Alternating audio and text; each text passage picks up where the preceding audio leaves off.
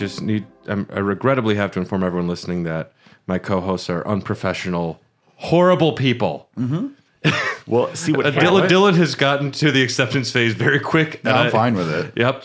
I'm still bargaining. See, what happened was there was a fire, and there was... You'd actually be moving faster instead of later. No, there was multiple fires on the road. It looked like Mad Max Fury Road. What happened? What happened? I got really drunk and snoozed my alarm way too many times, and then had an hour plus drive. So. Oh, I thought that's why you didn't play all of Portal. But this is Popcorn Dogs, and the reason this is Popcorn Dogs is because a dear, wonderful friend of mine didn't play Portal 2 in anticipation of today's episode. No. He did start. We'll talk about that another time. I thought the co-op campaign was the way to start really late and drunk. Yeah. but then they shadow released Metroid Prime Remastered, and you know how I feel about that. Excited is how you feel. Yes, I was like, ooh, wow. Got tighten the pants. But there's this great thing that happens when Dylan doesn't prepare himself. We get to make him talk about superheroes, which he doesn't love to do. He will do it begrudgingly. I will do it definitely begrudgingly. Yeah, but you're probably more excited to talk about this than Elden Ring again. Yeah, absolutely. Yep. No question. This is Popcorn Dogs. I'm Brad. Hey, Brad, it's me, the lazy one, Dylan. But also the punctually lazy one. But also kind of the sexy one, too. You know what they say about Sonic the Hedgehog is he's fast, and that's why Tyler is no longer known as just Sonic. Yep, no. They're making me wear a dunce cap. My name's Tyler. You're Tony the Tortoise. If you weren't already at the bottom, you'd be even further at the bottom, Tyler. Yeah. Hey. It's only up from here. Yeah. You know? And we're joined by local MCU expert, David Jones. Oh, shit. Tell me more about Black Widow's outfit. Oh, it's very tight. I forget which movie it is. Yeah. There's a lot of shots of her ass. Oh, yeah. All of them. The earlier ones, the more there are. Before they realize, like, maybe we don't just objectify our women the whole time. Oh, the really bad joke with Banner and her behind the bar. I don't remember it. Falls into her cleavage. Oh. Or the first time Tony sees her, he just looks at Pepper and he's like, I want one. Yeah. And it's like, what? She's an object, you know. She's not a real person. Yeah. But today we're going to rank the MCU Phase 3, added into our previous rankings. Our previous rankings has MCU Phase 1, 2, and the film Barbarian. Yeah. So it's Barbarian is the benchmark. Barbarian's number 3 in our list. Well, yeah, if you want to be at like the end of Mario Kart, you know, where they get on top of the 1, 2, 3 thing and they throw the trophy at you. If you want to be up on the podium, you need to at least beat Barbarian today. Yes. Oh. Okay. Interesting. I'm following. And the way this works, I know Dylan and I have seen every movie in this phase. Yes, I have. Yeah. David, you haven't seen the Spider-Man? Yeah, I've seen most of them, but not Spider-Man. I have not. The only ones I haven't seen from this phase are Tom Holland's Spider-Mans. So neither of you have seen the Spider-Mans. Is there just something about this Spider-Man that you guys just didn't like jive with? Is that like... No, I think by the time Spider-Man started coming out, I was like, I'm kind of over the burnout. Some of the MCU movies. And I mean, there's a lot of Spider-Man at that point. And there's a lot of Spider-Man. I only end up watching these movies now on Disney Plus if like I'm in the mood to just have a 3-hour experience and it's like the middle of a Friday. Like I also haven't seen Andrew Garfield Spider-Man now that I think about it. They're all right. Directed by Mark Webb. Can you believe it? Yeah. Dude, that's his destiny. It was bound to happen, and he made 2 really kind of okay films. Way to go, you! There's something about those Sony movies just look like garbage too, because they're all shot on Sony cameras and they're not helping themselves. Oh man, all that pure CG lizard. Oh my god. Yeah, I didn't watch Spider-Man for the same reason as you. I felt a little burnt out at that point. I just wanted to get through Endgame, and I was like, man, I'm not invested enough to watch every single one. But from what I hear, they're really good. So we'll talk about They are quite good, but the way it will work is if you haven't seen the movie, you can't be involved in the ranking of that movie. Okay. Just for fair enough. Consistency's sake. Integrity's sake. Yes. But I really hate the character. Our first film in the MCU Phase 3, we're talking about A very weird start to the phase. We're in phase 3. Okay. Captain America Civil War Yeah. came out May 6th, 2016, directed by the Russo brothers. I do love just the thing where sometimes siblings have to direct together. It happens quite often. The Duffer Brothers. The Wachowskis. The Coens. Yep. I think that's all of them, but that's a lot. We just call them the Wachowski siblings. These days. I think. No, they call it just the Wachowskis now. Okay. Yeah, I think that's what they go by. I don't know if they even direct together anymore. I'm just trying to police myself I for think the it's first time ever. I think it's the natural progression for me and my little brother. Like 2 years ago, we did a movie I directed, and he acted in it. Oh, nice. Yeah. And you were called the Smelly Bros. Don't bring that back. The Grade late school was a bros. long time ago. Really? Smelly Oh, Melly. man. Captain America Smelly Civil War is allegedly Captain America's third film. Allegedly not an Avengers movie. Allegedly, this isn't just another Avengers film, despite being another Avengers film. This is a Captain America film where you spend half of it with Iron Man and not Captain America. Steve Rogers leads the newly formed team of Avengers in their continued efforts to safeguard humanity. Some shit goes wrong in one of their missions. They kill some innocent civilians. Also, a bomb kills King T'Chaka of Wakanda. Yep. That's right, Wakanda is now in the MCU.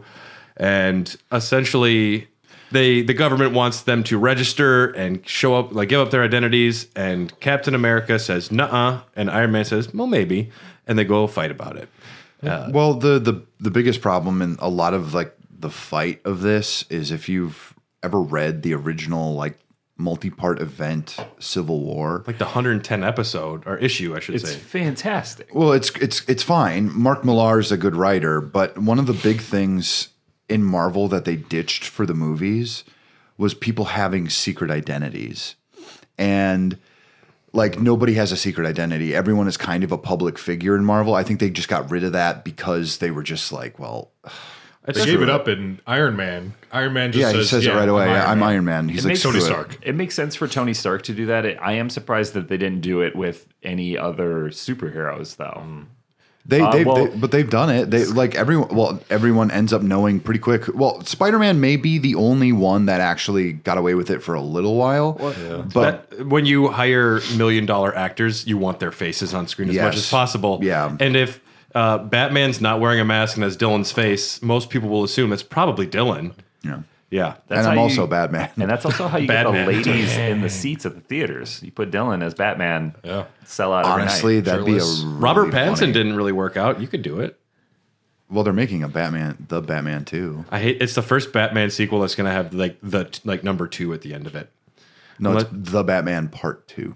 Oh. Well, that's much They're treating better. it like the fucking Godfather for some reason. I hear Clayface is going to be the villain. Really? No, I just made that up, but that could be cool. This is This is too realistic. This is too gritty. No, they keep going back to this universe that's like just like reality. I hate. Why I don't can't, want why it to can be Batman not reality. be like give him a blue suit? Let him be a little silly and like know. superhero-y again instead of The tights. He's so emo. He's just like, oh, I'm so angry and upset, and I'm a billionaire. Then they have Why can't he like- just be fun, silly George Clooney with a bat card? That was one. I loved campy Batman. They can't do that because Robert Pattinson's Batman at a very formative age was really into My Chemical Romance. And once you are a fan of that yeah. MCR, that emo side of you Something. never leaves. That's why he It's puts on the Nirvana. eyeshadow. Every time I come to Nirvana, Tyler's too. house, he's sitting on the floor with black crayons, just like coloring his nails. like the kid from The Ring, I'm just Something drawing in the way. like skeletons on pages with both hands. but it's just the Black Parade's marching dude. yeah. Yeah, but Blacked out windows. like everyone knows, it's so funny. Like even like Black Widow and Hawkeye, now they're like the most famous secret agents, which is completely not the point of being secret agents. yeah. Yeah. I'm just the guy who's really good with a bow and arrow now. And Hawkeye is interesting because like in the comics he was like an ex-circus performer, and for the past like 12 movies, I've just been waiting For them I'm to like, say any of that. I'm like, you were like a circus dude and you're kind of half like deaf. Like, come on, let's They actually play up his deafness quite a bit in the show. really? Okay. Yeah, they finally say there's been a lot of explosions in your ear. But so this is a Captain America film where they are being forced to register or not, and so a divide happens between them, and they quickly start lining up. The crux of what's going on also is that Bucky is supposedly guilty of killing King T'Chaka. He's also guilty of killing Tony Stark's parents in the 80s. Spoilers. Yeah, we're gonna spoil shit. That's okay. Yeah, it doesn't matter. That's okay. But it doesn't matter. It's the only way to talk about it. We're introduced to some new characters here for the first time. We're introduced to Chadwick Boseman as T'Challa. Nice. I thought he was a pretty great addition in this film. Mm-hmm. Yeah, he was fantastic. Good the action. chase scene in the tunnel. He's flipping over cars and jumping around. That was wild.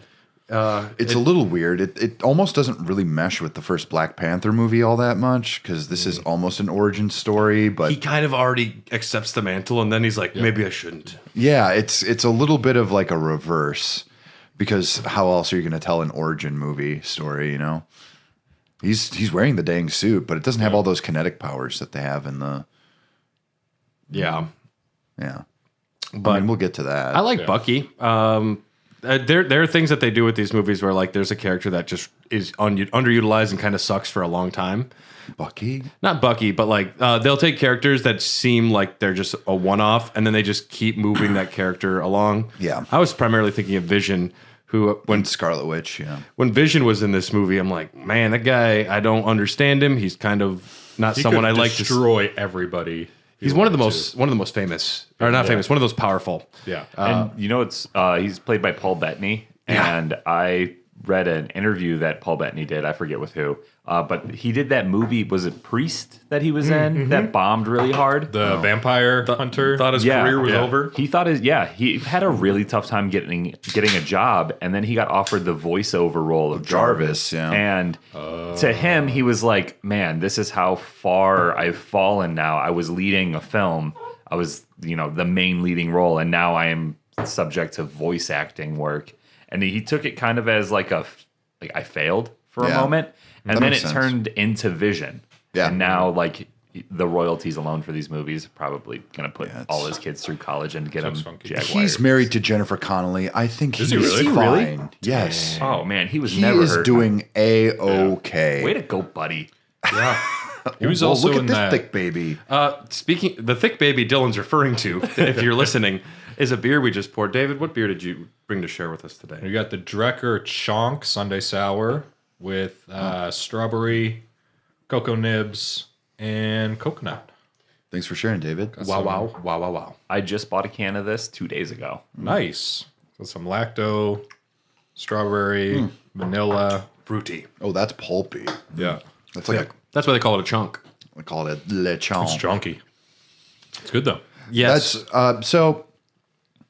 It is revealed midway through that Bucky killed Tony Stark's well, parents. it quickly turns into Isn't it the everyone beginning? starts hunting for Bucky, and it's Black Panther and Steve Rogers going after him because Bucky is brainwashed and not choosing to do it. Baron Zemo has gotten the control words for Bucky, so he is controlling him. Pretty great chase scene. Captain America does end up saving Bucky Barnes, and we're introduced to another new actor. We get our first Tom Holland Spider-Man. Yeah, I think he's great. I think he's a very good Peter Parker. what a weird midsection recruit. Tony Stark's like, yeah, I'm just gonna get this teenager. Well, when you have most of the movie made and they're just like, Sony is going to let us have Spider-Man. Just put him in. Doesn't matter. Put him in while we're still on good terms. Yeah, it definitely felt like something that was shoehorned in towards the end of the film.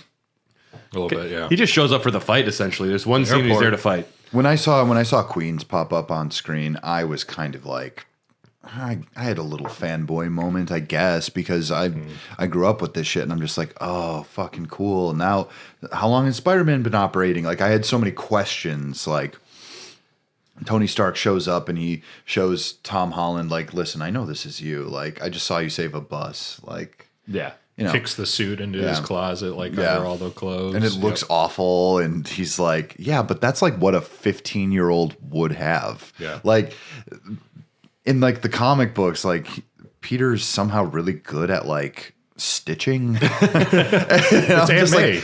like a really intelligent young boy who's 15 is going to be spending most of his time masturbating and maybe doing. You thought about saying the masturbating word. You're like, but he's not going to spend making bad decisions.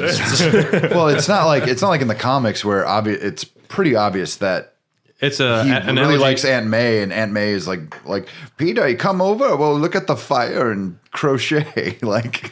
Well, the original Spider-Man is a story about. I'm talking today. It's a story about puberty a little bit. You wake up, your body's different, and there's sticky stuff everywhere. Yeah, but euphemism. Amazing Spider-Man. Andrew Garfield They were talking for a while about getting him into the MCU, and it was pretty close until Amazing Spider-Man 3 fell through. So. Tom Holland gets a scene, though. Aunt May gets introduced. Tony Stark flirts with her despite being married to Pepper Potts, and or at least with her. Marissa Tomei, correct? Oh, man. so smoking hot. Yeah. Yeah. I mean, She's gorgeous. I know. Yeah. I think we're all in agreement here. Yeah. Yep.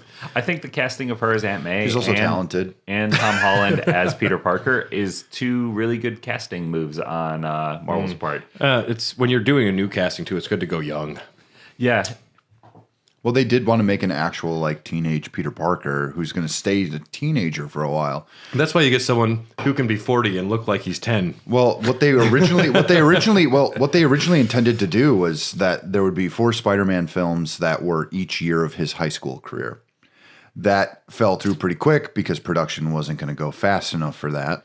So Sony's like, we're going to make a Venom movie. We don't even care. Yeah. We'll fucking do a Morbius. Don't try us. It's Morbin time. And we did. We morbed. Is there any other B tier villains or comic book heroes that Jared Leto can move on to next after he ruined the Joker? He's going to be in the new Tron movie now. So is he? I'm excited. I'm excited to not watch that one. There's going to be another Tron with Jared Leto, who I can't stand. I don't. Is it like going to his have face. What's his nuts from the first one? Is it like a continuation? Olivia of Wilde and What's his nuts? Yeah, Olivia Wilde. No, I know Olivia Wilde's name. Yeah, the bland guy. The not Jeff Bridges guy. Yeah, the not Jeff Bridges guy. So where are we going to get this extremely expensive film with all these amazing actors? Where are we going to go to give a very scenic, fun battle? We're going to a fucking airport. A tarmac. A tarmac at an airport. I worked at an airport for 4 years on the tarmac, loading bags into planes and pushing planes around. Did you really? Yes. I worked for Southwest. Did a lot of gang fights happen there? No. Yeah, I got some funny stories, but that Did you meet Iron Man? No. War Machine? I met Copper Boy. Oh. Copper Boy. You can call me Copper Boy. Get off the tarmac, sir. Sir, where is your side of badge? You're not allowed to be here. I just rub markers all over me. It'll make me look copper. I'm conductive. No, what I was going to say, though, is I have spent a lot of time on a lot of different tarmacs at a lot of different airports, and there is not a more boring, less visually appealing place on the earth than a tarmac. Why did they choose it's that? Dirty. I think they were trying to escape in the Quinjet. Oh, yeah. No, what they were trying to do was save money and have it be that something too. that they could easily put backgrounds in. Also, green screen. Quinjet stuff. Yeah. Yep. That's a better reason, but it's just... It would have been a lot cooler if they would have taken the Superman General Zod approach from Man of Steel and then just destroyed another town again. That would have been awesome. Yeah. That's a really stunning sequence in Man of Steel. It is. cool. Good. But, okay, so we have Team Captain America, Falcon, Winter Soldier, Hawkeye, Scarlet Witch, and Ant-Man. And Team Iron Man, we got Iron Man, War Machine, Black Widow, Vision, Black Panther, and Spider-Man. Who do you think, someone should clearly die if they're fighting, right? Yeah, and the exclusion of Thor, too. There's no Thor off in the fight. He's off doing his own shit. Yeah. I mean, that all makes sense. Well, they show in those little behind the mini movies that Taika Waititi made, Thor is waiting for phone calls with his roommate Daryl. Yeah, that's and funny. yeah, he's like, Iron Man, return my calls, please. I've never seen that. So in the comics, it's kind of a nod to the comics because in Civil War, at this point, Ragnarok has already happened and Thor is dead. But one of the things that shifts the entire thing is that Tony Stark makes a Thor robot, and Thor Yeah, that's exactly what happens. Wow. And he shows up and what if they tried to do that in the I picture it like a Five Nights at Freddy's robot just like rolls in with a hammer. No, it's almost like a Point Break. it's almost like a clone. Well, the weird thing about superhero stuff that I always love bringing up to people is that it is all stupid garbage. Comics are weird. They're like soap operas for like myths instead of relationships. And it's and one of the things that's always funny is that like I'll say something like, yeah, and then this character did this, and they'll be like, what? Yeah. Like, wait, what? They made a clone of Thor? It might have been a clone. It might not have been a robot, but I remember it being a robot that just looked like Thor, comes down and kills Bill, who plays Goliath, or who's Bill Foster. Bill Foster, who's the Goliath, and Morpheus. what? Lawrence Fishburne plays Goliath. And But I also like when this battle that they all agree to go with someone their own size or like power abilities. If I was Vision, I'm like, I'm taking Hawkeye. That was like when I played football and I was a tiny kid. I would line up on defense and I would just like pick out the other tiniest kid. And if he didn't have the ball, I would still just light him up. I would hit that me-sized kid as hard as I possibly could. it's not a bad plan. Well, my coach was like, Tyler, the ball is on the other side of the field and you're busy tackling number 7 over there. Like, pay attention. Number 7. At least you weren't out in like the outfield playing with crickets like I was. Or I literally could not be bothered. Well, I literally could not be bothered to actually play the game. I was just like, wow, this grasshopper's really cool. Dylan, pay attention. And I'd be like, huh? Dylan, the ball's coming to you. Dylan's playing with a caterpillar. the worst part comes and steps on him. Well, the worst part is when I got up to bat, I was like, yes, finally I get to do something. And I'd be really good at it. And then the coach would just be like, but I mean, come on, man. Like, So Rhodey breaks his legs. Get shot. Vision shoots. doesn't he get paralyzed? Vision shoots him. He gets a little paralyzed in his legs. I think he'll be fine though with technology. Yeah. They'll nano his spine at some point. They'll just nano everything. They're just gonna go back in time and get the other War Machine spine from that universe and bring it to the other one. But Steal it while he's asleep. He wakes up the next morning like, what the fuck is going on? Zemo is the one organizing these shenanigans. Captain America and Iron Man have a pretty epic fight. Bucky's there as well, and Iron Man's about. That's a cool sequence. Iron Man loses. That's a great fight, and It's a bunker. Zemo's great. Daniel Bruhl was great. Yes. The fight between Iron Man and Captain America is definitely the shining moment of this film. Because where they're like trading off the shield to like knock him down. Lasers, yeah, Tony, Chris Evans and Robert Downey Jr. play these parts so well, and you can really tell that they care about like the magnitude of what's going to happen to the series after this moment and this moment, because they really needed to capture that like I'm fighting my friend, but we really fundamentally disagree, and like one of us has to lose. I felt like really impactful and just a really well-made fight scene. Yeah. Well, isn't that when Tony finds out Bucky killed his parents too? Yep. So he's like, you're protecting this killer. He killed my dad. But supposedly it wasn't really King him. killed It was King the Russians. T'Challa. Yeah. These movies are chock full of moments that if I find myself in a YouTube hole, I will just watch like a fight scene or a quick clip from it. Like That's another one is where they're all lifting Thor's hammer. Yep. And They're all drinking. You mean the only good scene for Age of Ultron? Yeah. Like, I loved Age of watched that Ultron. scene It was a good. lot. James Spader, man. They're bringing Ultron back, allegedly. Yeah. But It's about time. They didn't get all the robots. So Captain America Civil War, let's do a ranking here. Captain America Civil War or Ant-Man 1? Captain America. Captain America. Ant-Man. God damn it, Dylan. I'm going Civil War, but I appreciate your Okay. enthusiasm. It's fine. I think that first Ant-Man is Captain America 2 or Captain America Civil War? Civil War. Captain America 2. Winter Soldier's way better. Captain America 2. It's Winter Soldier because it's just a better movie. We really have Winter Soldier that low? Number 4? Oh, I guess there's not many. Yeah. Winter Soldier. Okay. Captain America 1 or Captain America Civil War? Captain America. Captain America 1. Yeah, Civil War. So you're saying Captain America 1, you say America 1. Civil War? Yeah. Ooh.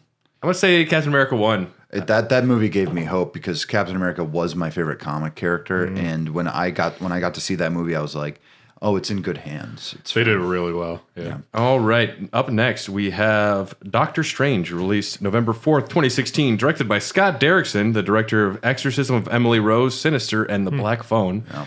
Our cast, we have Dr. Stephen Strange, Benedict Cumberbatch, Caecilius, played by Mads Mikkelsen. Oh, so good. Wong, played by Benedict Wong. Yes. Of course, the Ancient One, Tilda Swinton. Christine Palmer is played by Rachel McAdams. Have I ever told you I had a dream once where I made out with Tilda Swinton? This is the kind of stuff that I wanted to talk about when I was talking about Doctor Strange. Yeah. Go ahead, Dylan. Okay, so I also, we have Carl Mordo as played by Chiwetel Ejiofor. David, what is your thoughts on Doctor Strange? I loved the premise behind it, bending physical reality and creating all these alternative realities that they're fighting in, and then just like not affecting the world around them. The change that he goes through from being this like giant asshole surgeon driving a Lamborghini late at night in the rain and then answering a text, and then that is like his downfall where he can't use his hands, and then going to this world of completely opposite of where he was, and then slowly learning to be Doctor Strange is just it's such a cool journey to be able to see. And the set's really cool, the villain's really cool, the whole ending with just him going back and back and back to Dormammu just was hilarious and genius. That part was written by Dan Harmon. Oh, really? He's the one that is not canceled? Yep. He's not canceled. No. He was canceled, and I think he kind of came back. He apologized. Well, he actually legitimately apologized. But it's also a cancellation of it's not worth getting into. Yeah, no, definitely not. Benedict Cumberbatch is Doctor Strange. Yeah. I think he was pretty well cast. Agreed. Here is my accent. I am an American. Yeah, that's spot on. That's perfect. I've literally done that for my wife so many times. It's my name is Dr. Stephen Strange. Doctor.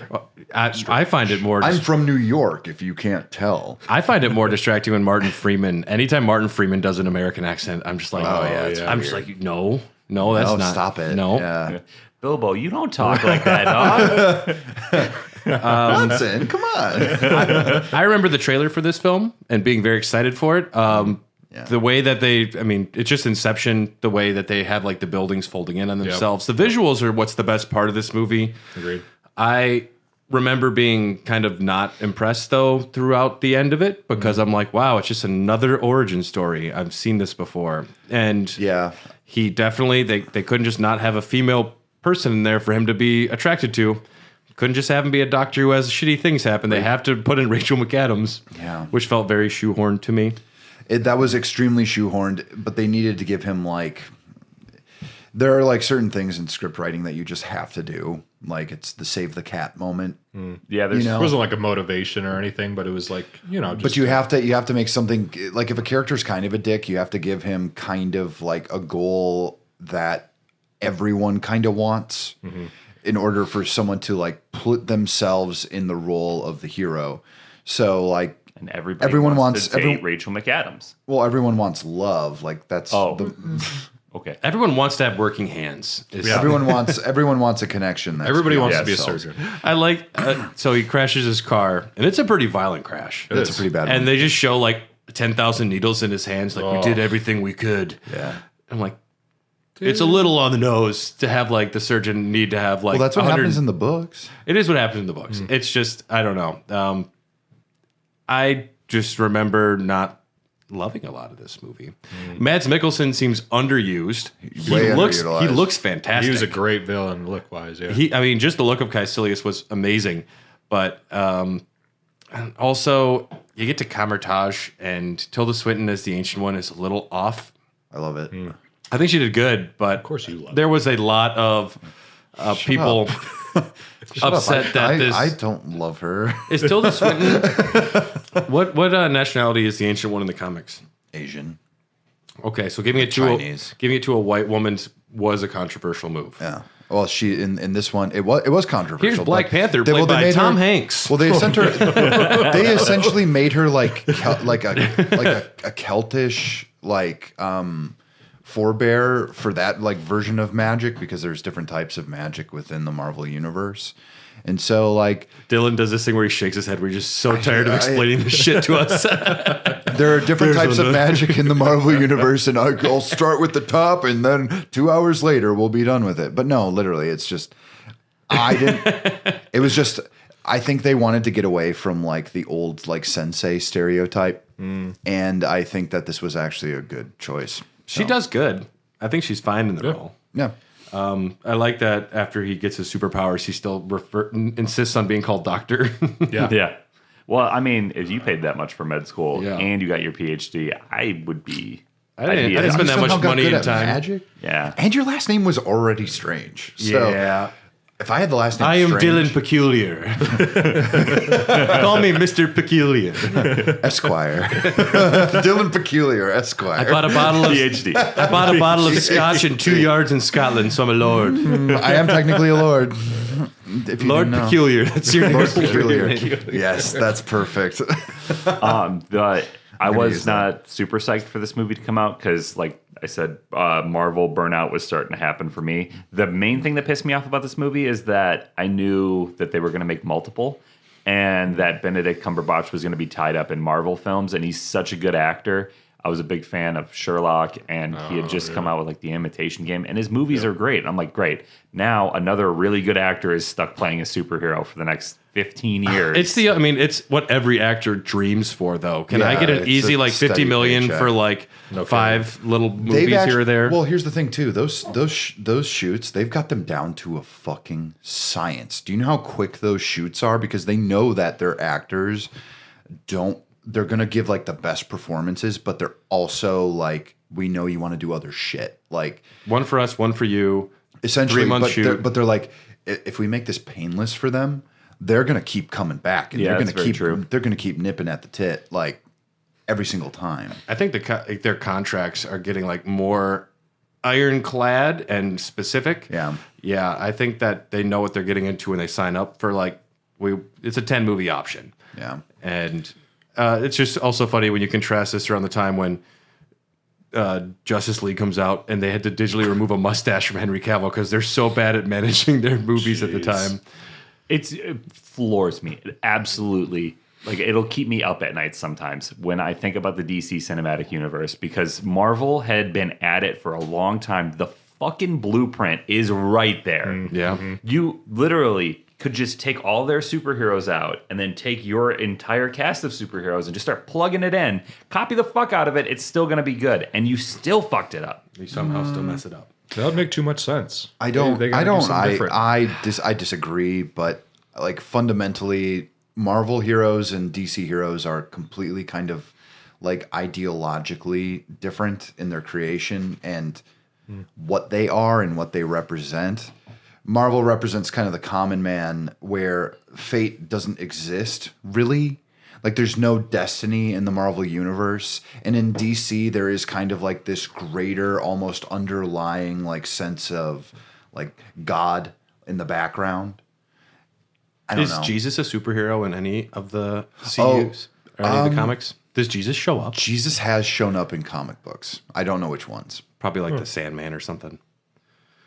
Yeah. Yeah. Actually, yeah, probably, yeah. Thanos Okay. goes back to time of Jesus. There's Satan, there's Lucifer, so yeah. So we have Doctor Strange. Let's do a ranking. Doctor Strange or Ant-Man? Ant-Man. Ant-Man. Yeah, man. Ant-Man. Doctor Strange or Avengers Age of Ultron? Ooh, Doctor Strange. Ultron. Doctor Strange. Ultron. All right. You two do a rock, paper, scissors on shoot to decide who wins. Rock, paper, scissors, shoot. All right. Rock, paper, scissors, shoot. Ooh. All right. Dylan has won, which puts Doctor Strange above Ultron. Doctor Strange or Iron Man 1? Tyler. Iron Man. Iron Man 1. Yeah. Yeah. Iron Man 1 for sure. Okay. Absolutely. There's Excellent. not really much of a question there. No. Doctor Strange. And up next, we have Guardians of the Galaxy Volume 2, May 5th, 2017, directed by James Gunn. cast, all the Guardians return. We get a baby Groot. Characters that are given a lot more to do. Michael Rooker's Yondu, Kieran Gillen's Nebula. We're introduced to Pom Klementoff's Mantis and Kurt Russell's Ego. Yep. He doesn't have an ego. That man is a golden god. Kurt Russell is a golden god. He's so good in this. He's a very good. He's very good in the movie, yeah. I watched half of this movie, and then I turned it off. What? Did not like it. I was bored out of my mind. That's the weirdest thing. That is the does. strangest And shit. to this day, I have never seen the second half. Just Really? leave, Tyler. Just leave. That's really strange. I really liked Guardians of the Galaxy 1, and then this one just felt like an exact copy of the second one with the same humor and the same beats, and I had just literally watched Guardians of the Galaxy 1, and I'm like, this is just rinse and Is it just repeat. burnout of your... And Burnout was, like I said, starting to get very real. I'm like, this Sure. is the same shit, and I'm over it. So I turned it off, and then I think I played The Witcher 3 instead, because I think that was when I was playing it. So I also had something else I really You didn't wanted play it to do. originally in 2015 when it came out? Mm-mm. Oh, really? Okay. Wow, you found it late. Yeah, I got it. Yeah, that's so on the list. strange. I think that this is one of the better Marvel movies. I 2 is I- way better than 1. way. I think visuals. the way they take the Leaps and characters bounds. and they push all of their Yep. development, like to really start understanding Rocket isn't just like a talking raccoon, but someone with deep seated love issues that Yeah. causes him to violently like respond Lash to people out, that yeah. care about him. I expect it. Well, Drax has moments of pathos, Yeah. where you learn about his family. Dying by the hands of Thanos. Which Is why so weird that they didn't get a scene together in... you'd really want that, wouldn't you? A big I- payoff for someone whose goal kept is to waiting kill Thanos. for it. No, but like that aside, like I thought that it was... I don't like stories where it's about the gang getting together. I want to see the gang do something. And this is what I love about the Guardians movies. This is a story about misfits in the family they wind up with. Yeah. The people that you choose to love. Yeah. One thing I was incredibly worried about going into this was Baby Groot. I hate the minions and I hate the minionification of the world. And I expected love him. it. And I expected him to be a little meme. And Baby Groot, I thought was fantastically Stole the show. handled. Yeah. The fact that Carly like loves Baby Groot. everyone loves Baby Yeah. Groot. I heard her just like announce. You know, it's the funniest thing. My mom's like, Dylan, you love those you love Marvel, because she's like, what's up with that little guy? And I'm like, Even your mom's like, she's like, what's up with the little guy? That's Hawkeye. And I'm like, He's that's normal height. Little guy. his name is Clint Barton and he's a ninja. And I was like, what do you mean, Mom? Like the little guy, little tree guy. And she said, and I was just like, that's his name is Groot. He's like the. You know that guy from Fast and the Furious? I said, How yeah. I literally genius. said it. I literally said it's Vin Diesel with like a vote coder, and she's like, I really like that little guy. I was like, wow, they got like a real marketing success on their hands. No kidding. Holy shit! That opening sequence where they're fighting that giant like Cthulhu like dimensional Yeah. universal monster. Yep. And the way that they spend most of the time Jetpacks. flying with Baby around. Groot, like just fighting a little like baby like rat on the side. It's funny because you only see the big battle happening in the background.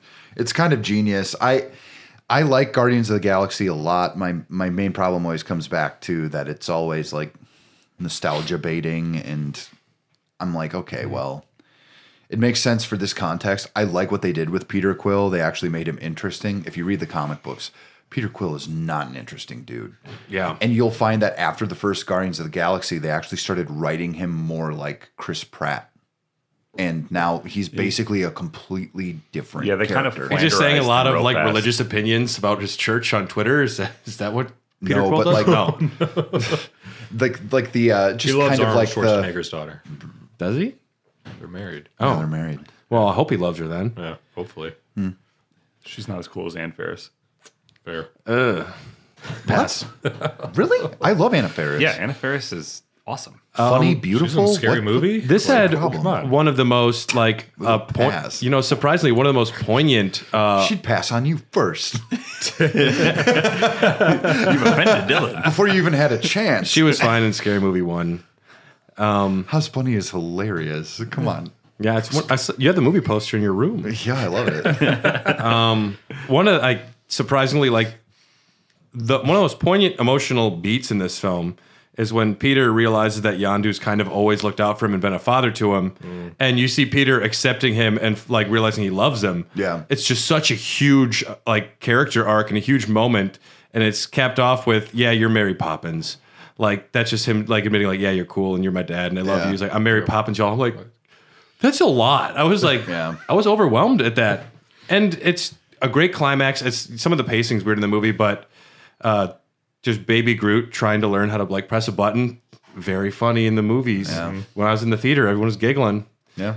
I really like something to that. And yeah, we already mentioned Kurt Russell, but Kurt Russell is phenomenal. And Kurt Russell on anything. His like egotism is he's just like, I don't know, he's such a big broad character and he's kind of a dickhead who talks down to people. I think he just pulls it off what he was going for very well. I literally just wanted it to be like in the comics, though, where he's just a big talking planet with a face. Instead of being like the personification of the planet, but also being the planet, I'm like, come on, you just want to be a big face. I wanted to, well, at the end you get the big face, but like still, I was a little disappointed. I'm like, that's my dad? Fuck. I also wanted to call out, sometimes they say things might be happening in these movies down the line, and they never do anything with it. And Sylvester Stallone's like Ravager team that was going to become their own offshoot of the Guardians, featuring Ving Rhames, Michelle Yeoh, Michael Rosenbaum, and Miley Cyrus. Whoa, yeah. They brought in a lot of names just for like this, each to get one shot and say one line is like they're going to get their own thing.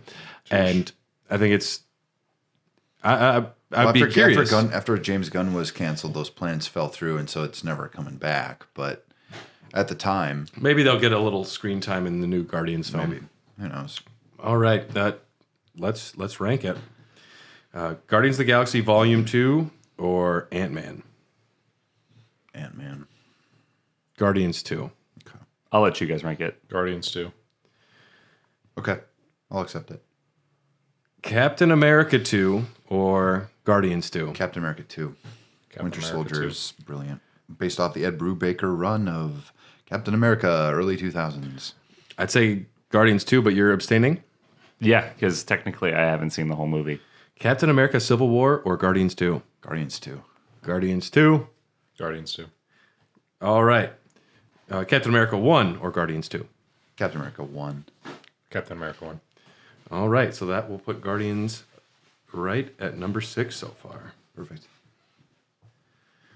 All right, up next, a little film called Spider-Man Homecoming. This came out July 7th, 2017, directed by John Watts, of course, the director of the horror film Clown. If you've seen that, it's really weird. No. But I was looking at who directed what, and I was like, no way, I saw that movie. He made Spider-Man. Nice. Good for him. Yeah. Cast, we got Tom Holland as Spider-Man, Jacob Batalon as Ned, Zendaya as MJ, Aunt May as Dylan's waifu, or I don't know what you want to call her. My MILF queen? I don't know. His MILF queen, Marissa Tomei. We have Michael Keaton playing Adrian Toomes. And then, of course, we have a lot of Iron Man. We get a little Happy Hogan, some Pepper Potts, and Martin Starr and J.B. Smoove as two of the best background characters in the MCU. The teachers. Hilarious, weird. Fantastic. They're so good. And they even have Scorpion in this film briefly and Shocker before he gets killed. We get to see Miles Morales' uncle as well. Yeah, played by Donald Glover. Show up for a little bit. Donald Glover's in this movie? Briefly. And he gives Peter Parker some shit for not being good at being Spider-Man. He's like, you got to figure this shit out because you're doing a bad job. He's kind of a... So there was a certain point at which Donald Glover had a huge online backing to be the next... on Twitter. His Spider-Man. comedy special, Weirdo, he talks about it. And that comedy special is fantastic. And I would have been... Michael Cera be Shaft. Yeah, exactly. Yes. Tiny little Hitlers. This movie's very good. I've never been a huge Spider-Man guy because a lot of it it's the same way I feel about Batman, where it's just like your shtick is kind of the same. It's been overdone. Yeah. Like there's not a lot of nuance to it. Yeah, great power, great responsibility. I don't use guns. It's all the same shit, really. But this one's more interesting because it doesn't seem like there's an Uncle Ben in the picture, or there never has been. He's already dead. Interesting. Is he already dead? Yeah. I thought in No Way Home... Uncle Ben's just dead. He died He's earlier. just been dead, but it wasn't the origin story. He's been dead. Pretty good, Dylan. You still got it. I'm going to go pee. So since Dylan's the only other person that's seen Spider-Man Homecoming, I guess I'll take this opportunity to talk a little bit about it. Plot, Brad. What I do like about this movie is it opens up right after the events of the Avengers 1 movie, where New York is just torn apart, and Michael Keaton's company got the bid to clean up a lot of the wreckage. And he's super pumped because he's finding these alien weaponry and stuff. And they're like, all right, we're just cleaning up. And then, the big, who's Nick Fury work for? Shield. Shield comes in and they're like, nope, you're out. You're done. And Michael Keaton's like, we need this. Our company can't survive. We took a bid. Like, this is important for our company. And they're like, sorry, we're in charge and you're out.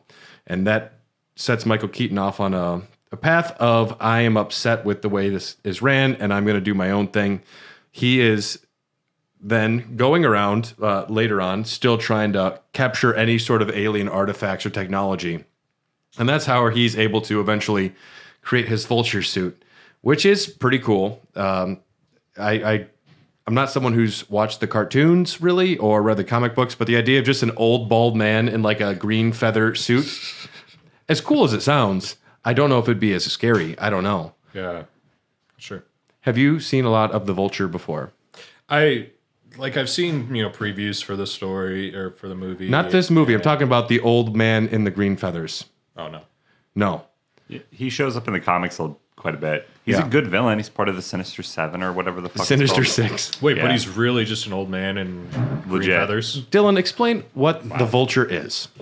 Not the Michael Keaton one, the classic. Okay, Adrian Toomes is literally just an old man bank robber that uses a special suit that he made in order to pay for, I believe, his daughter's illness. Let's go with gambling problems. Well, it's just what's funny about it is that there's no really high techness to his suit when he first arrives and shows up on the scene. I glide well. He glides well because he's a really skinny elderly guy.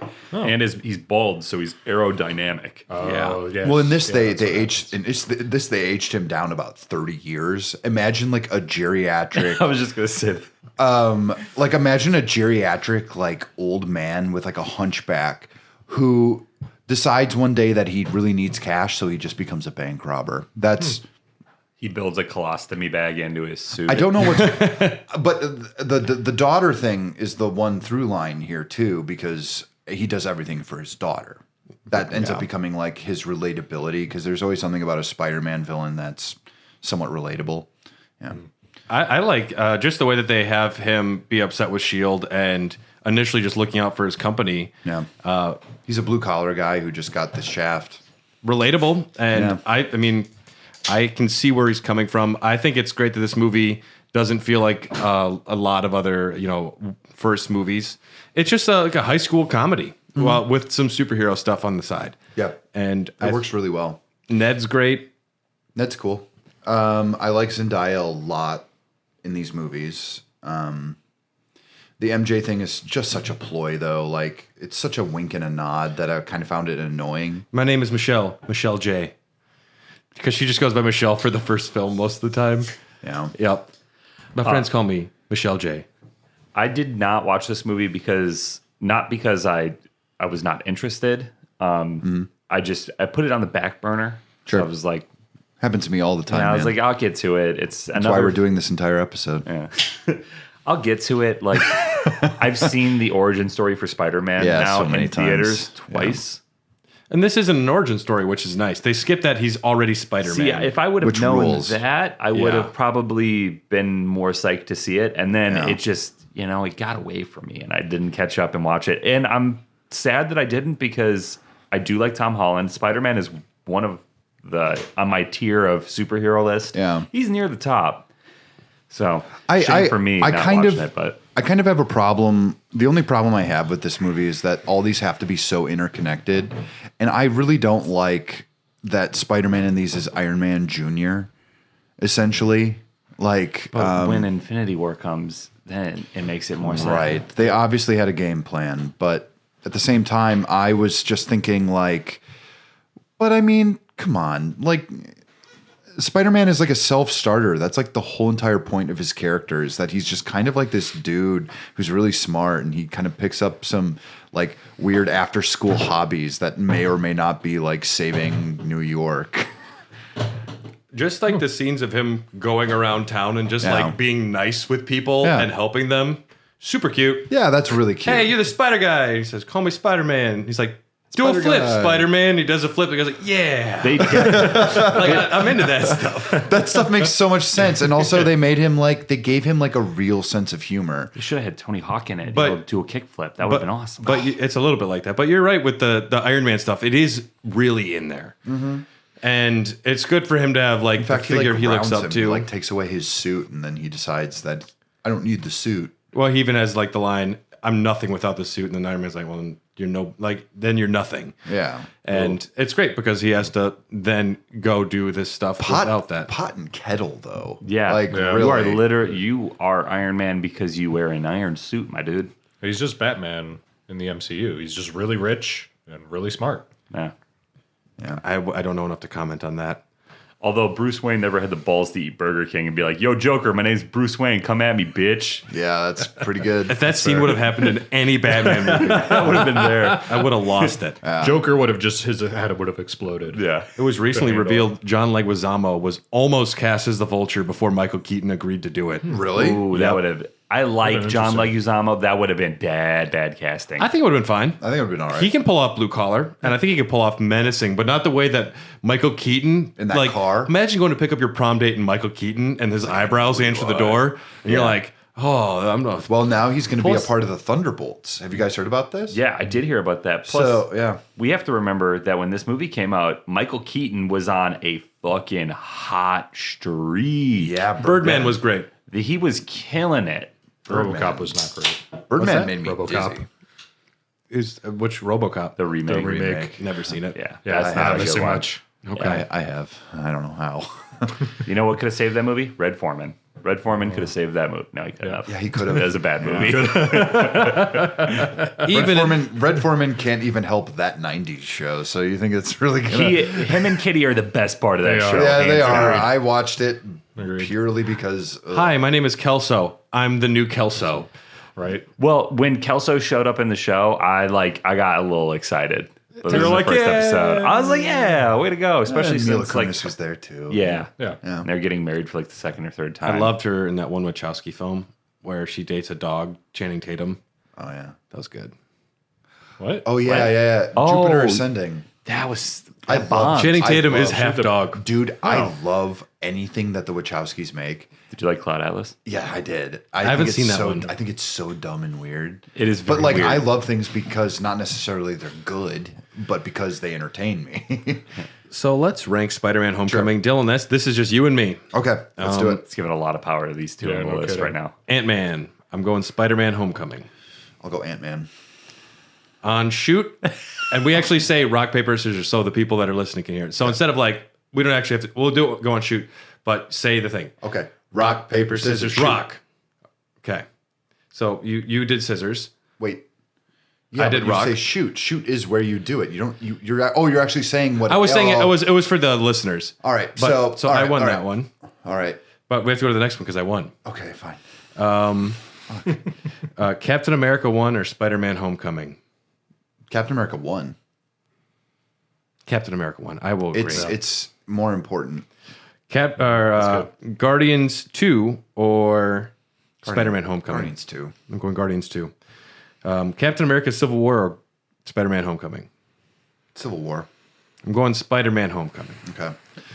Rock, paper, scissors, scissors. Rock, paper, scissors, paper. Damn it. Okay. So I have got that one. All right. Where does that put it on the list? It is below Guardians 2. It is currently number 7, which puts it 4 behind Barbarian. Barbarian.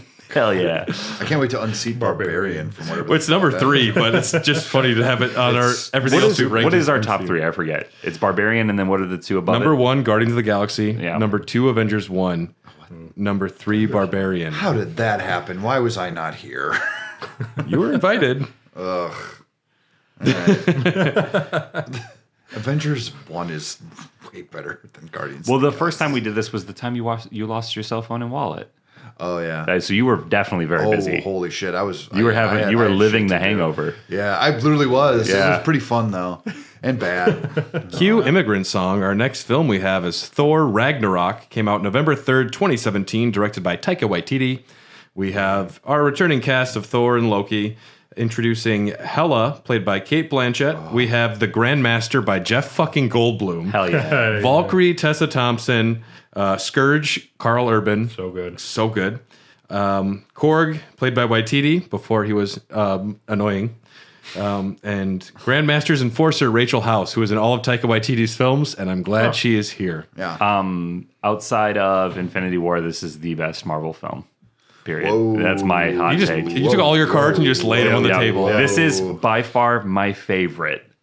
Of like when they get together and they do the assemble movies, those are great. But when it comes to like a standalone this character's movie, Ragnarok is the shit. Tell that to the Hulk, who's also in this movie. Well, I'm going to put my cards a little bit on the table here too. Thor Ragnarok is my favorite film in the MCU. Hell yeah. To take Thor and make him like a character that I didn't care about and turn him into someone I found simultaneously incredibly badass, kind of defeated, also like really funny. Like Chris Hemsworth has amazing comedic timing. And all right, Thor is going to like a garbage prison planet and they're going to do like Hulk in a gladiator pit. Yeah. You got me. And kind Jeff of- Goldblum is going to be dancing. Yep. They kind of wasted Planet Hulk on this, but it's fine. It was They're going to revisit some of it. They're teasing more Hulk stuff coming Sakaar. with. Yep. Okay. But That's fine. I love this movie too. I actually can't say too many bad things about it because I was thoroughly entertained the entire time. Thor: The Dark World was such a unmitigated disaster. we were actually warmer on it than we thought we would be. I retrospect- fucking hated Thor: The Dark World. I skipped it. It's I didn't boring. mind it. Most of all, its greatest sin is that it's boring. its greatest sin is that it doesn't use Christopher Eccleston to his full capability. That too, fine. But also, You're going to be upset where me and Tyler ended up putting Thor: The Dark World. oh boy, It's above Iron Man 1. what? No, Iron Man 1 is like a perfect movie. Iron Man 1 is just a really good movie. Shouldn't have lost your phone. What do you like? What do you like about Thor: The Dark World? I think it's a lot better than people give it credit for. There's some things that don't work as well, but the visuals are great, and Thor is a better character than he is in the first one. I haven't seen Love and Thunder, but It's not good. I know it's not. I actually like Love and Thunder. But I feel like Thor's movies have all been like a staircase. Like the first one was, that was good. I was whatever. The second one was a nice step in the right direction. Like The you first got one's better. so fun. I hate it. I did not like the It's first so one. serious. So Way many too many Dutch Dutch angles. Dutch angles. Oh, Yeah, you're right. But Kenneth Branagh, when he's great. But when he's bad, he's the worst. yeah, but also like they really fulfilled Kirby's vision, and Okay. In Ragnarok, I don't know. I found it. we get the ultimate version of Thor. He is bad. It was probably the haircut made him even more badass. He's I just fucking think he didn't want to grow that hilarious. hair anymore. There's a part in the movie. I think it was probably also Taika. Like it's a reinvention. Yeah. We're giving him a new look. We're restarting. We're Thor. making him funny. We're giving him a Ferris Bueller attitude. Well, like at the beginning, You're of probably wondering how I got here. Like, yeah, essentially. Yeah, I mean, yeah. That's really funny the first time I saw it, but like anytime after that, when you're going to get characters winking at the camera, it's not going to work You as can only much. play that. You can only play that card with alacrity. You can Yeah. only do that once in a while. Yep. Yeah, Good word. I like that. yeah. Alacrity. It was on my word a day calendar. I'm lying. I don't have one of those. We don't even know what day it is here. Take that. Hey, hell. Tyler doesn't even know what time it is here. And that was a good hella joke. I like that. Okay, so Thor is dealing with Ragnarok. We're introduced to Hela, Cate Blanchett. I feel like an underutilized, Oh, she's so. but also so cool. when I was doing like the rough outline this morning, I'm like Dylan's gonna call her mommy for sure. if I had a poster of any Marvel character, it would be Cate Blanchett as Hela. Just on and my next to your baby fucking Groot, wall. next to your baby Groot framed picture. Yeah, signed by Vin Diesel. But I I am uncomfortably like attracted to Cate Blanchett in this movie to a point where I'm like, what is the underlying thing that I'm fucked up? She's like the personification of death. Mm-hmm. That'll do it for you, Dylan. Oh man, but she's like Dylan, you're just like, keep going. Oh yeah. She's also got that like eyeshadow, and she just kind of doesn't give a shit. Well, one of the greatest moments, and I think it was in the trailer. They have Immigrant Song playing, and when Mjolnir hits her hand and it snaps in her hand, that's powerful. That's a great. It just shatters. It's like Justice League when you see Aquaman in the trailer walking out of the water, except it doesn't work in the fucking movie. And he's swigging whiskey. Got Hickey Thump playing. It's like that same badass moment in the trailer, but in the movie it actually works. Yeah. She is badass. And it, like I said, they take Thor and it's like they didn't. It might just be a Cate Blanchett thing because I really love her as the Russian in Indiana Jones 4. Tell me, Dr. Jones, do you believe in me reading your mind? Dylan's like, yes, mommy. Yes. Dylan, listen. Step on me. I knew you were going to say that. Step on me, red mommy. I didn't want to be the one to say it, Dylan, but yeah. She's going to step on you with some My wife heels. is well aware of my weird Cate Blanchett thing.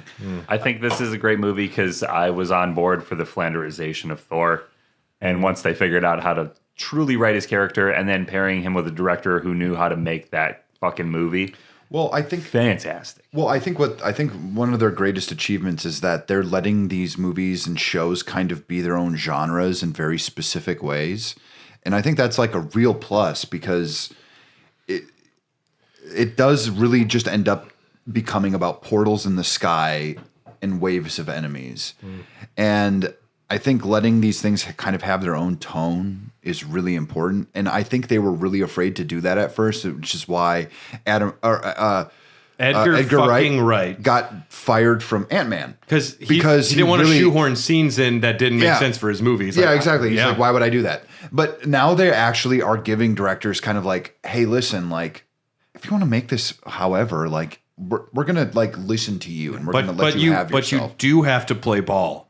And you do have to play ball. And you're like, okay, you can make your Eternals film however you want it. Harry Styles is coming in at the end. Yeah. Fuck. And he's also going to be he's Thanos' little brother. Yep. Okay. Jeez. My big brother could beat up your big brother. Well, your big brother's dead. Yeah. God, I wish I could talk about the Eternals. I have so many opinions. I didn't hate it I actually liked it. I didn't think it sucked, but I didn't think it was good. I like what they do with Hulk in this movie a lot. Yes. Mark Ruffalo has never gotten his own Hulk film because MCU doesn't have the rights to make Hulk films yet. They will eventually. Huh. Well, Universal does.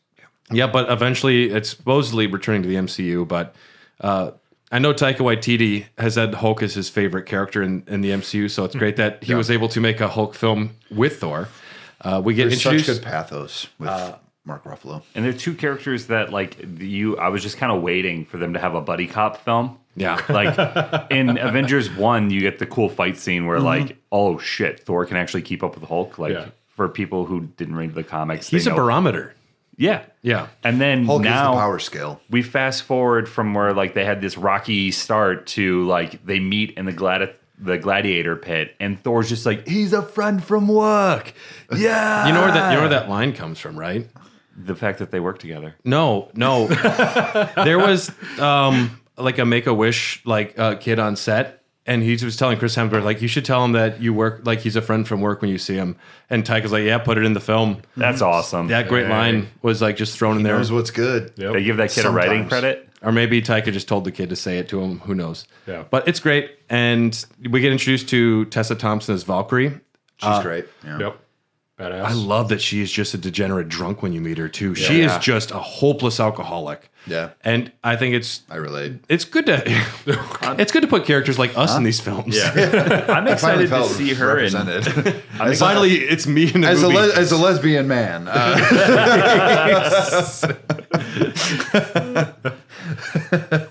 And Jeff Goldblum is fun. He's a very fun grandmaster. He's eccentric. Yeah. I love that they accidentally steal his like orgy ship. The fireworks. Yeah. It's my birthday.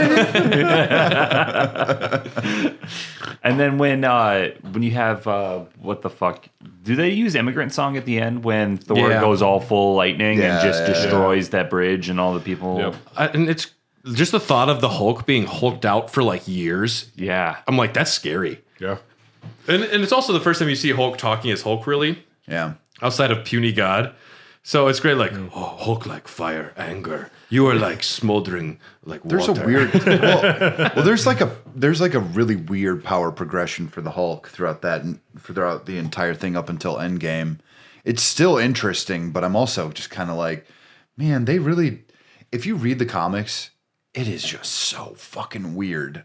The amount of like, they literally don't know how to deal with the Hulk because they can't make him a hero because he's literally just a destructive machine. And they can't make him like a villain because he's a misunderstood freak. He's Frankenstein for all accounts. I think they did a really good job of adapting him in this. And I think like to make him a warrior and to kind of make him really proud of it, like he has his own like little area where he's like basically like doted on. Yeah. And he's worshipped. he's rewarded for his abilities for the first time because all he has to do is fight and fuck. Yeah. It's implied he fucks a lot. Well, we There's meet an we meet orgy his ship in kid. this movie. We meet his kid at the end of She-Hulk, which is really? Yeah. Really, Scar? Yeah. Oh no, shit. People are upset he has a man bun, but it's. I think it's also a teenager who doesn't know what they're doing. I have some embarrassing pictures of me when I was a teenager. Same. I have a feeling. Yeah, I had a really Scar's bad gonna chin strap beard. Yeah. Yeah. Now we look cool though, so it's fine. Now I'm acceptable. Yeah, this film is great. Yeah, it's really good. Okay. And it doesn't beat the comedy no. too hard. It's like well placed. Whereas I definitely think Love and Thunder is death by a thousand jokes. I think there's too many. I liked Love and Thunder though. I think there's a really great movie inside of it. If you just take out some of the humor, when everything is a joke, you lose a lot of pathos. You can't introduce your character's cancer arc and have 10 jokes around it. It can just be a serious scene about her having cancer. Yeah. Yeah. It could be, but also, all right. 'cause I understand where you're coming from though. The humor in Ragnarok was, I feel like, just dialed in perfectly. There's that one scene where he's talking to the Valkyrie and then he's talking about Loki and he's something like, and then he like turned into a snake and he stabbed me or something like. I hate snakes. I hate snakes. And then he went, it's me, Loki. He's And like, he Loki, stabbed me. let's do this thing. He's like, I hate that one. He's like, no, let's do it. And the thing is, he just takes Loki and throws him at someone. It's funny, but let's rank Thor Ragnarok here. Let's do it. Well, Thor hold on. So I really like the backgrounds of this movie. Like you get a lot of really cool world building, especially with like Jeff Goldblum as, the leader of this trash planet. And then everybody loves Hulk because when they find out he escapes, quote unquote, and then turns back into Bruce Banner, they're like throwing a festival for him. They're throwing up all like the green powder, celebrating him. So there's like some really interesting stuff like going on here. I love the color. Just the colors in this film they took Guardians and somehow like they're like, no, we're going harder into the weird, big, bold, colorful. And no Dutch angles. Not nary a Dutch They angle. brought a tripod to every shot. Yeah. And then getting to hear more about, Kate Blanchett and Hela, and then like her, conquest of the world or like, the solar system's universe with Odin and like, I was disappointed they didn't. She dates Thanos. Well, not dates. Thanos is obsessed with her. They don't like go to movies together, but well, no, hold on. No, hold on. No. this is why Dylan hates Thanos. Because No. Well, this is why I don't like MCU Thanos, except for Josh Brolin's performance. Because he's not dead. There are three different deaths in the Marvel Universe. One of them is Hela, who represents like the Norse mythology death. There's literally like a Grim Reaper lady who sometimes has a human face and sometimes doesn't speak, but Thanos is in love with her. With Deadpool. She falls in love with Deadpool. Yeah, actually, Okay. That's true. It's Ryan Reynolds. Ryan Reynolds, why not? And then there's another one, and I think it's Death from. No, I'm confusing things. There are literally just two. Yeah. But Hela, I thought literally that she was going to be in Infinity War, and I thought that Thanos was going to be trying to like please her. But I really thought they were going to have like more with her character. because in the Infinity Gauntlet, like the book, is literally like it's just literally a skull lady, and Thanos is like, "Can I please you by killing half of the population?" Have you heard of Pokemon cards? I have a big collection. But yeah, Charizard? I was hoping that Hela was going to come back. I thought it was going to be kind of like an Avengers of villains too, but whatever. The sinister dicks, they call them in the MCU, though. So I wish we had gotten Joss more, Whedon wrote that line. Yeah, it was really First clever before story. he was abusive. Yeah. It is a shame when you introduce a villain that's so good and then they're only there for the one film. Yeah. Gore the God Butcher, I think I would have liked more of him. I loved him. But Guardians of the Galaxy 2 or Thor Ragnarok? Ragnarok. Barbarian or Thor Ragnarok? Ragnarok. Guardians of the Galaxy 1 or Thor Ragnarok? Ragnarok. Thor Ragnarok is the new number 1. Perfect. Sorry, Barbarian, you are not on the podium. Rip. For the only non-Marvel movie in the There's list, a He superhero. did pretty well. doing really well. But Barbarian does have a superhero, that incest monster lady who's like 8 foot tall that can like jump up a building. She's kind of a superhero. Baby. Yeah. And she can breastfeed Justin Long. That takes a lot of power. Yeah. Yeah, And it's only a that's a matter of Barbarian? time. You've not seen Barbarian? No, I've not. Holy shit. Well, sorry, don't remember what we just said. I don't Dylan's got care. a new I'll- fetish. Now I'm going to watch it. All right. Up inspired next, me. we have a film called Black Panther. Came out February 16th, 2018, directed by Ryan Coogler. He's the director of Creed. Cast, we have Chadwick Boseman as T'Challa, Michael B. Jordan as Killmonger. Oh, he directs Creed? Is he directing the new Creed? Just Creed 1. Okay, the new Creed looks fucking dope. It does look good. Plus, it has Kang, so that's great. Kang let's versus steal a Killmonger. Highlight from you. Go for it. We have Letitia Wright as Shuri, Thanks. Angela Bassett as Ramonda, Andy Serkis as Ulysses Claw, Claw, Lupita Nyong'o. We have Denai Guerrera, Martin Freeman, Daniel Kaluuya. He's Wakabi. He sides with Killmonger. And we have Winston Duke as M'Baku. I really like M'Baku. M'Baku's so good. He's man. great. M'Baku's fun. That's awesome. As far as dudes that are the size of like a fridge, Yes. he's my favorite. He's got charisma. He was good in Nope. Not Nope. Us as well. Yeah, that one's good. Because he was like the dad fight, and then there was just like never a really seen- cool scene of him seen that. fighting his copy. Oh, sure. And it's Yeah. just two big dudes fighting each other, and then I think he eventually like chops him up with a boat propeller or something. What? So It's a heck of a way to go. What are you talking about? Us, Oh, yeah. This did not happen in Black Panther. Okay. It does happen in Black Panther. it does. Black Panther. Tyler, go ahead. Black Panther, I was super psyched for. Saw it in theaters. I thought it was really good. Also casted really well. Agreed. We get to see Wakanda for the first time, and I feel like they did a great job, like showing the world and making it like kind of plausible that like, hey, we didn't know this fucking place existed. Yep.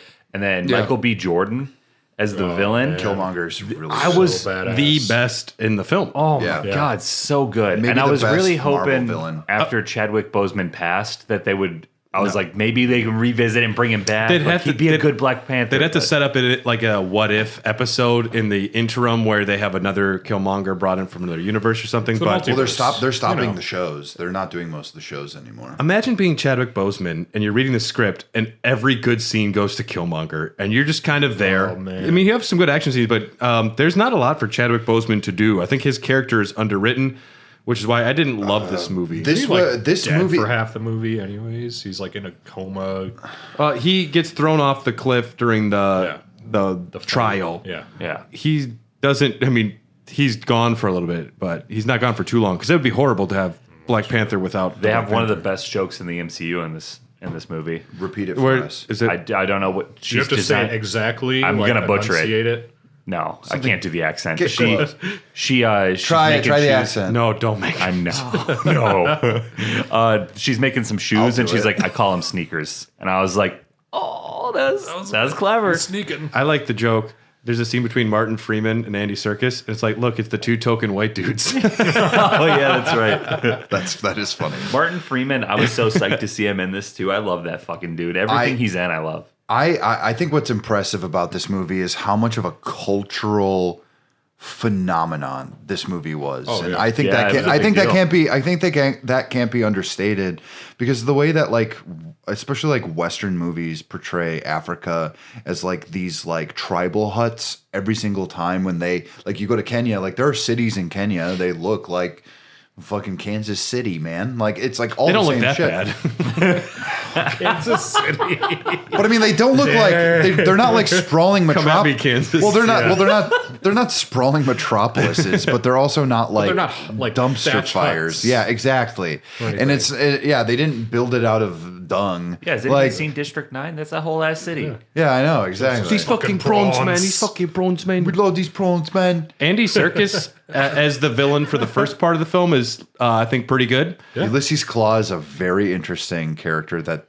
they Also- really didn't use well. Also, But look, Serkis his- is jacked. Did anybody notice that? Yeah, I he's picture jacked. him as Gollum, and in the movie, he's a fucking burly dude. Isn't he, like, He's a missing his physical hand? actor. Well, Yeah. He has him to be. talking about Wakanda, like he's just laughing, is like it's real. Like I've seen it. Like just the way that they build up Wakanda being revealed is very fun. Yeah, it's great. Andy Serkis was fun, and I thought he was a good villain. But Killmonger steals the show.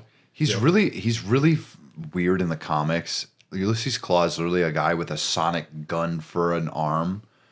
That So like he had a metal arm basically at the beginning, right? yeah. Well, he has like this like it's a gun that shoots like sonic waves, and that's his claw.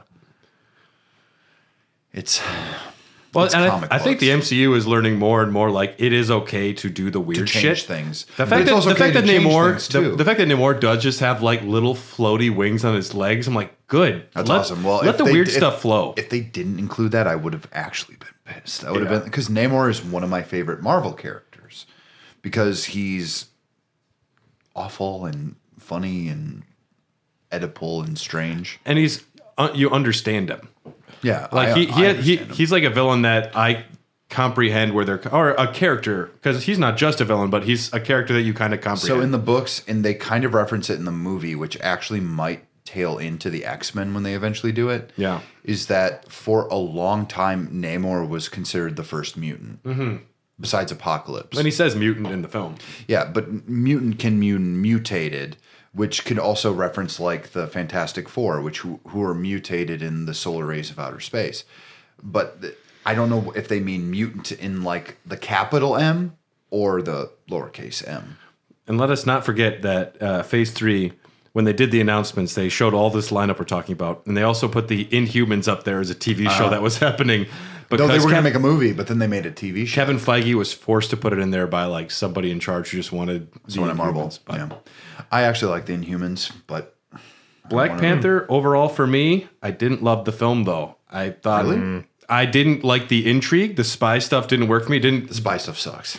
But compared to like the espionage of Captain America 2, I'm like, it doesn't really work for me. There's some good action scenes and some good visuals. The fights are good. Killmonger's Like like the those trial. Fights are only okay. That last, you can tell they ran out of budget at the end. they're like because- doing that underground like train fight.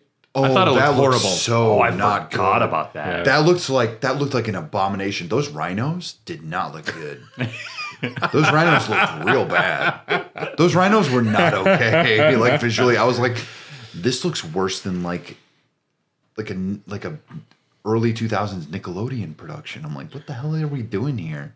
It couldn't have been worse than Harry Potter and the Sorcerer's Stone. I just rewatched that recently. Oh, when it's when the so kid bad. falls off the broom, if you pause it, I swear to God, he's only got like one arm and one leg, and then he's just like, Let's give Chris Columbus some credit. Chris Columbus. That's the director.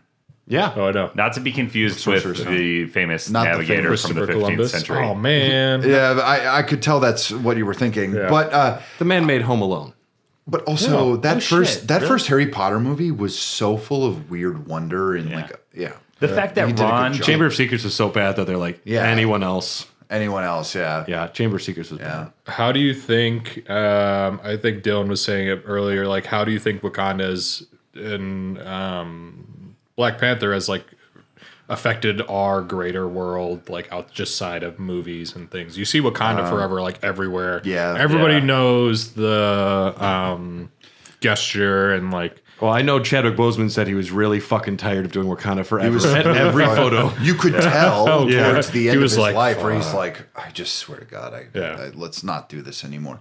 I He's think like, I think that there was like this really great positive effect. I think around this time too, the Black Lives Matter movement was really popping off. and- Representation is important. Well, Yes. it is important, but it's also Absolutely. it's also like the way that like black people are represented in our media is just so like very stringent and kind of like stereotypical, and like showing like this futuristic society that they all built for themselves.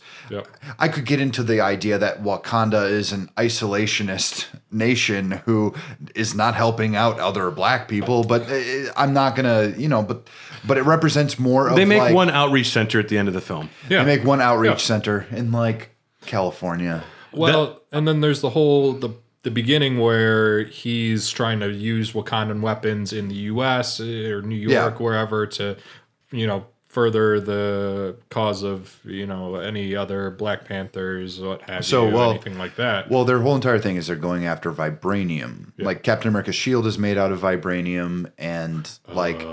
Gotcha. It's a valuable resource, especially for a lot of other countries. It's the most valuable. Most valuable. Well, it is the unobtainium but it is obtainable. Only in Wakanda and a little bit down where Namor lives. I'm not going to try and pronounce it. Telecon? Very good. Chaka Khan? Yeah. Telecon? It's Telocan. Telecon. Oh. But like one of the cool things that in the comics is that literally T'Challa's great grandfather gives Steve Rogers the shield. A handy. Sorry. Well, that's I just registered what you said. That's so out of left field. It was such a great scene. like they're like, hey, we have to be isolationist because of our rules, but I'll tell you what, we don't like this Hitler guy. You can have this shield. Yeah. Literally gives him the fucking shield. And it makes I don't sense. know if that's retcon now, but that used to be, that's what I read. I mean, if there was ever a reason to not be a closed off country, Hitler was a good reason. That everybody, we collectively hated him. Unless you're Henry Ford. Henry Ford loved Hitler. Henry Ford did love Are you Hitler. serious? Yeah, Henry Ford loved There's Hitler. a picture of Henry Ford like getting Do you know an how Iron many Cross. Americans loved Hitler? You know how many major corporations backed Hitler? Yeah. You know we were selling the Germans oil. I knew that. We were selling them everything, though, I too. just thought that. I thought that was because we're dirty capitalists. Wait till you hear about and- Republicans. Little column A, little column B. Yeah. Okay. Yeah. Actually, and a then, lot column and then they B. neted to stage Pearl Harbor to... You know the moon landing? melt steel Not beams? real.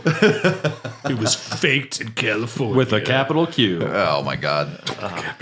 Man, let's get into it, boys. The most, one of the greatest lines in the film, though, Killmonger's last line as he's passing away, he says, just like my ancestors who throw my body in the ocean, just like my ancestors who knew like jumping off a ship was better than like living in bondage. I was like, it's powerful. sorry, T'Challa, I'm going with Killmonger, Yeah. I think, on this one. Yeah. And it was very nice when he showed up in the new Black Panther film for briefly. Briefly, but it's a good scene. It's a good scene. It's like an intense scene. Yeah, well, that's maybe the part of the movie I liked the most, where it kind of flips shit on its head. Yeah. So we're gonna rank the Black Panther. Let's do it. Black Panther or Captain America: Civil War? Black Panther. Civil War. Civil War. Black Panther. Oh, boy. Okay. We're gonna have Tyler versus David on this one. You All have right. to So rock, announce. paper, scissors. You go rock, paper, scissors, Rock, paper, then scissors. and then you And say call what it you, out. you shoot it, and then you also call out what you're doing. So go for it. So we're not saying shoot. We're just saying what we're calling. We're saying, Yep. All right. Okay. Here we Rock, go. paper, scissors, paper. rock. Cool. All right. So then we have Ant-Man or Black Panther. Black Panther. Black Panther. Black Panther. I'd go Ant-Man, but Okay. okay. We have Black Panther down. All right. The next. Wait, did we do that right? You said. Did you say Civil War? Why isn't I Ant-Man see. higher? Because he Yeah, literally defeats so- Jeff Bezos. Oh wait, yeah. in You the made us movie. fight each other. Yeah. We were on the same side. What kind of Iron Man shit you running over Wait, here? you're on the same side? No, I said Black Panther. You said Tyler Oh, said Civil War. Yeah, then so that's right. Civil War That should works. go No, against that. we were right. Yeah. Yeah. So Civil good. War beat Black Panther? Yeah, yeah, yeah. But Black Panther beats Ant-Man. Because, yeah. Well, yeah. No, that, so, Yeah. so Brad We was right agreed the on whole that. time. Yeah. Okay. So Brad was right the whole time. Yeah, Brad was right the whole time. Thanks, Brad. You know Thank what? you. You know what, Yeah, Brad? man. I'm kind of on your side. Dylan, you're right now, too. Yeah, thank you. I love being right. This is gonna start a dogcast Civil War at this point. Right? I'm siding with Dylan. Yeah, well, yeah. I'm Well, gonna that be side better. wins. And then Josh just shows up in his underoos. And we call him Underoos. He's led to a Tom the garbage Immortal can on and a my hammer. Bye.